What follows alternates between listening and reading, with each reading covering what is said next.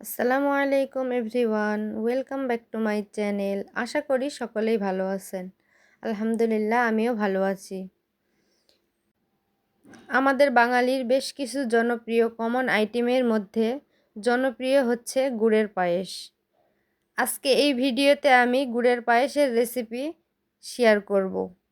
চলুন কথা না বাড়িয়ে মূল রেসিপিতে চলে যাওয়া যাক। আজকে আমি 1 লিটার দুধের পায়েস রান্না করব। রান্না করার জন্য আমি 1/4 কাপ চাল নিয়েছি। চালগুলি আমি ভালোভাবে ধুয়ে কিছুক্ষণ পানি ঝরিয়ে রাখবো। আপনারা যে কোনো পোলাও সুগন্ধিযুক্ত চাল নিতে পারেন। এখন একটা ছাঁকনিতে নিয়ে আমি পানিটা ঝরিয়ে নিচ্ছি। আর পায়েস রান্নার জন্য আমি চুলায় একটি প্যান বসিয়ে নিলাম।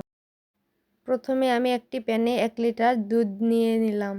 দুধগুলোকে আমি হাই হিটে জাল করব দুধের বলক চলে আসা পর্যন্ত।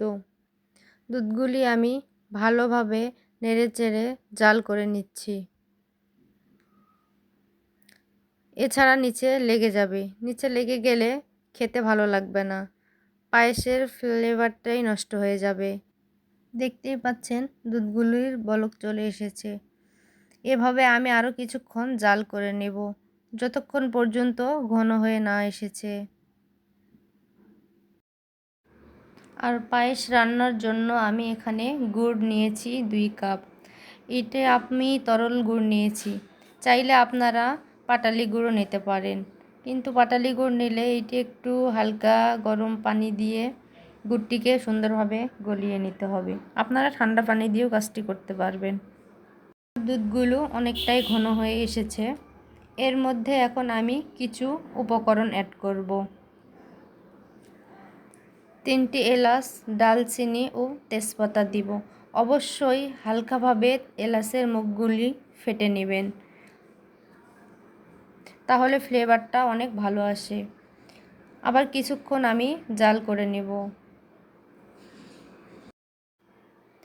কিছুক্ষণ পর পর নাড়া দিতে হবে, তাছাড়া নিচে লেগে যাবে।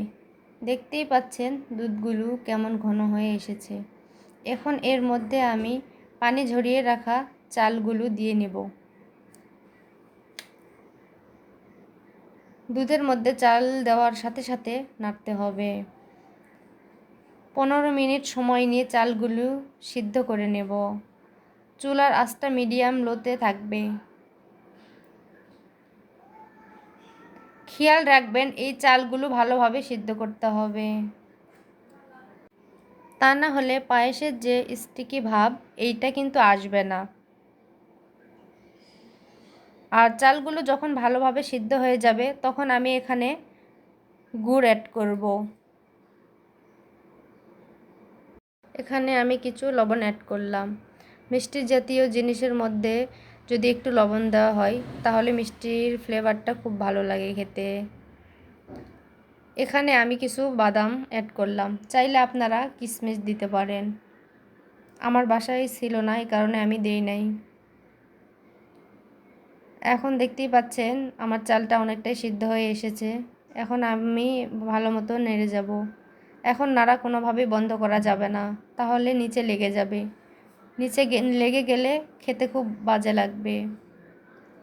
এর মধ্যে আমি কিছু নারকেল অ্যাড করলাম, চাইলে আপনারা এটা স্কিপ করতে পারেন, কিন্তু আমার মনে হয় যে নারকেলটা অ্যাড করলে পায়েসটা খেতে আরও ভালো লাগবে। এই কারণে আমি এখানে নারকেল অ্যাড করছি।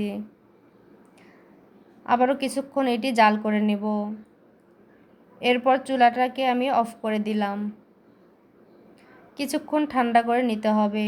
গরম অবস্থায় গুড় দিলে দুধটা ফেটে যাবে। আপনারা কখনোই গরম অবস্থায় দিতে যাবেন না। আমি একটু ঠান্ডা করে নেওয়ার পর গুড়গুলোকে এখানে ঢেলে দিব। আমার কাছে মনে হয়েছে মিষ্টিটা পারফেক্ট হবে, এজন্য আমি এগুলো সব দিয়ে দিয়েছি। আপনারা যেমন মিষ্টি খান সেভাবে দিবেন। এখন কোনোভাবে নাড়া বন্ধ করা যাবে না, সুন্দরভাবে মিশ্রণগুলোকে মিক্স করে নিতে হবে। দেখতেই পাচ্ছেন আমার মিক্স করা হয়ে গিয়েছে। এখন আমি চুলার জালটাকে আবার অন করে দিব। অন করার পর আবারও কিছুক্ষণ নেড়েচেড়ে জাল করে নেব। 4 থেকে 5 মিনিটের মতো জাল করে নিতে হবে, তাহলে আমার পায়েসটা রেডি হয়ে যাবে। কারণ পায়েস একটু নরম অবস্থায় নামাতে হয়। নামিয়ে রাখার পর আবার একটু ঘন হয়ে যায়। এখন আমি চুলার জালটা মিডিয়ামে রেখেছি। মিডিয়ামে রেখে আমি আরও 4 থেকে 5 মিনিট জাল করে নিচ্ছি, গুড়ের পানিটা টেনে যাওয়া পর্যন্ত।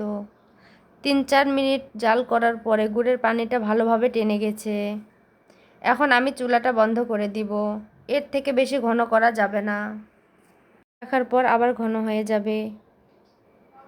দেখতেই পাচ্ছেন আমার পায়েস হয়ে গেছে। এখন পায়েসগুলো বাটিতে নিয়ে নিচ্ছি। দেখতেই পাচ্ছেন এগুলো রেডি হয়েছে। এখন আমি এগুলো বাটিতে পরিবেশন করতেছি। আমার পায়েস বানানোর ভিডিওটি যদি আপনাদের কাছে ভালো লেগে থাকে তাহলে অবশ্যই আমার চ্যানেলটি সাবস্ক্রাইব করবেন, লাইক কমেন্ট শেয়ার করে জানাবেন। ধন্যবাদ আপনাদেরকে পুরো ভিডিওটি দেখার জন্য। আবারও দেখা হবে নতুন কোনো ভিডিও নিয়ে। আল্লাহ হাফেজ।